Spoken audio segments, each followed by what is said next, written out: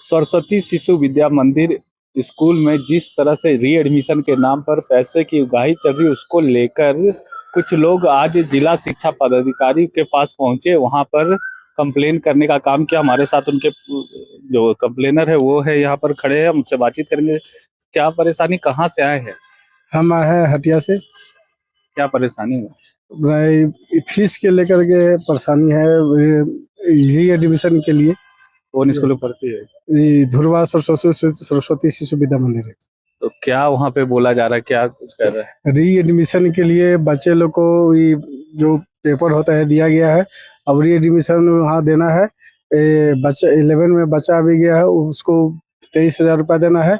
और बच्ची अभी 9 में गई है, 8 में पढ़ रही थी, उसका 15,000 रुपया देना है। स्कूल प्रबंधन से बात किए थे आप लोग? हाँ, री एडमिशन देना ही देना है। री एडमिशन देना ही है, जबकि रांची डीसी ने साफ तौर पर कहा है कि री एडमिशन के नाम पे किसी तरह के पैसा का उगाही नहीं होगा, कोई स्कूल नहीं ले सकता है। तो क्या कहेंगे आप इस पर? सर अब हम क्या कर सकते हैं, जब तक डीसी जो फाइनल करेंगे उसी पर जो होगा। हम तो अब आए हैं, अब इनके पास से आवेदन दिए हैं, लिख करके दिखे आगे क्या होता है। क्या काम करते हैं? हम सर बिजनेस करते हैं, छोटा मोटा बिजनेस है, कपड़ा बेचते हैं। बस जिसके कारण हम बहुत परेशानी में हैं। री एडमिशन के नाम पर जिस तरह से पैसे की स्कूलों के द्वारा उगाही चल रही है, इसको लेकर काफी गहमा-गहमी हुई थी, जिसके बाद रांची डीसी के नेतृत्व में एक बैठक का आयोजन किया गया और वहां पर साफ तौर पर कहा गया कि री एडमिशन के नाम पर किसी बच्चे की पढ़ाई को दिक्कत नहीं किया जाएगा, पैसे की उगाही स्कूल प्रबंधन नहीं कर सकता। लेकिन ये लोग आज कंप्लेन करने के लिए यहाँ पर पहुंचे, क्योंकि इन लोगों से जिस तरह से डीसी के निर्देश के बावजूद भी जो सरस्वती शिशु विद्या मंदिर स्कूल में जो है सो पैसे की उगाही को लेकर ये लोग कंप्लेन किए। क्या परेशानी हुई है? परेशानी हमारे दोस्त हैं, ये इनका बच्चा बच्ची दोनों सरस्वती शिशु विद्या मंदिर में पढ़ते हैं। डीसी साहब तो ऑफिस में बोल देते हैं कि ये होगा, ऐसे होगा, वैसे होगा, लेकिन फील्ड में कुछ नहीं हो पाता है। डीसी का बात भी नहीं मानता है। हमको लग रहा है कि सारा सरकारी पदाधिकारी और एचईसी प्रबंधक मिलजुल के लूटने का काम ये लोग कर रहे हैं। किसी भी विभाग में आप जाइए, विभाग में तो बोल दिया जाता है कि ये काम ऐसे होगा, लेकिन धरातल पर उतरता ही नहीं है, कोई सुनता ही नहीं है। अभी अपना बच्चा के लिए बात करने जाइए कि हमारे पास पैसा नहीं है, तो सीधा स्कूल से बाहर जाइए, पैसा नहीं है तो मत पढ़ाइए। इस हिसाब से बोली रहता है। जिस शिक्षा के नाम पर तो एकदम झारखंड में पूरा लूट है, हर एक जगह पे। कहीं भी लिख के देने के बाद भी कोई पदाधिकारी सुनने का तैयारी में नहीं है, एकदम सुनवे नहीं करता है। अब पब्लिक जाए तो कहाँ जाए? आप ही लोग से निवेदन है, मीडिया के माध्यम से यह कहना चाहते हैं कि ऐसा स्कूल प्रबंधक पर उचित कार्रवाई किया जाए और उसका लाइसेंस को सदा के लिए निरस्त कर दिया जाए, तब जाकर सुधरेगा। जब तक 2-4 गो स्कूल का लाइसेंस इस तरह से नहीं निरस्त किया जाएगा, तब तो कोई सब प्राइवेट स्कूल सुधरने वाले नहीं है। प्राइवेट शिक्षा एक बहुत बड़का लूटने का धंधा है, गरीबों एकदम परेशान है इससे।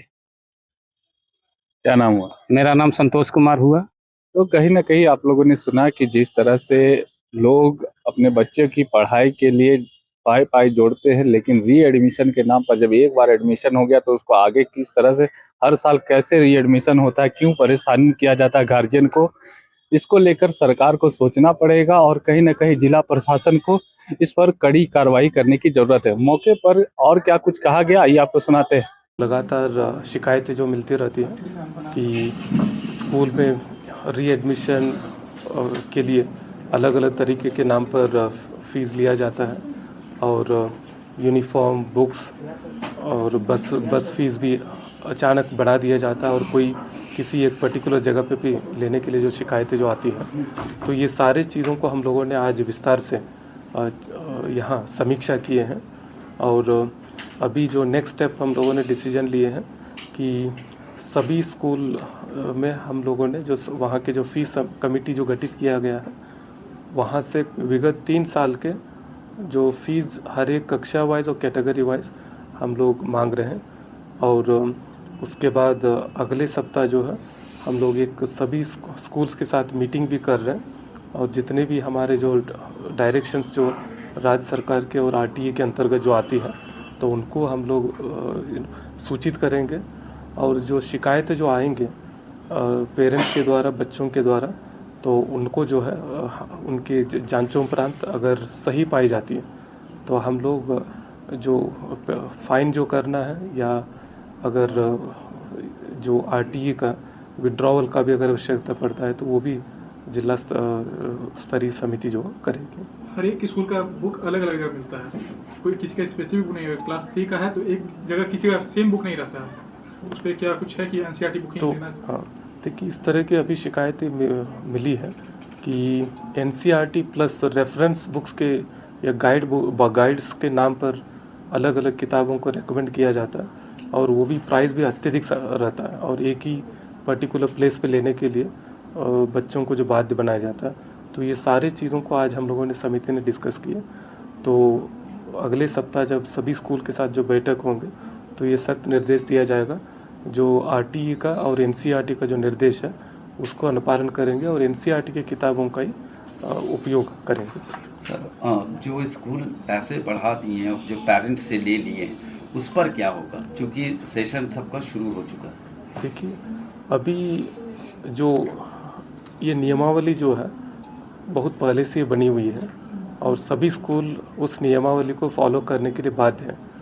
अब अभी हम लोग जो पिछले 3 साल के जो फ़ीस जो है और इस साल का फ़ीस का जो सारे डिटेल्स सभी स्कूल से मंगवा रहे हैं और उसमें अगर 10% से ज़्यादा और या नियमावली का जो उल्लंघन हुआ है तो वो सारे स्कूल को नोटिस दिया जाए।